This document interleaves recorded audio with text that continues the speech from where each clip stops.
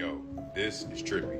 Of reducing population growth. That's this big benefit. The key thing you can do to reduce population growth is actually improve health. In the developed countries, the big winners are countries that have shrinking populations. I would like to reduce the number of people on the planet because there's too many of us.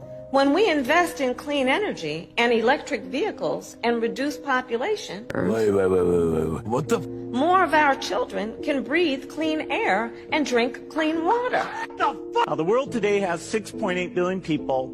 That's headed up to about 9 billion. Now, if we do a really great job on new vaccines, healthcare, reproductive health services, we could lower that. We're taking things that are, genetically modified organisms, and we're injecting them in little kids' arms. We just shoot them right into the vein. What the? So in the next 5 to 10 years, for the next pandemic, we'll solve all those problems. You say the next pandemic, there will be another pandemic. Absolutely. We don't know when. History teaches us that the next pandemic is a matter of when, not if. We know what's next. We're going to have another major coronavirus pandemic before the end of this decade, before 2030. If we really want to prevent the next pandemic, and there will be one, there will absolutely be an outbreak of another pandemic. It may be next year. We need more money to plan for the second pandemic. There's going to be another pandemic. We have to think ahead. We definitively will have to face other surprises, black swans, as they are called, maybe different kinds of viruses. But also there will be a surprise outbreak. Most of the work we're going to do to be ready for pandemic 2, I call this pandemic 1. We just need to mess around. The EPA recently approved an experimental use permit to Oxitec, a biotech company funded by the Bill and Melinda Gates Foundation.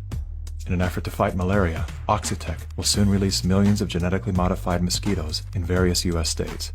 Programs are being developed to allow human immunization via mosquito bite. It was Science magazine that coined the phrase, flying syringes. Just then, by sheer coincidence. Oxford, Massachusetts, and 3 neighboring towns have a reason for concern as mosquitoes carrying a potentially deadly virus called Eastern Equine Encephalitis, or Triple E, infected a resident who is now fighting for his life. We don't want to see another human case of Triple E this year. The rare but dangerous disease can cause swelling in the brain. There's no treatment and anyone can get infected. The death rate is as high as 30%. The city is applying pesticide to reduce the threat of the West Nile virus. To minimize exposure to the pesticide, please go indoors immediately.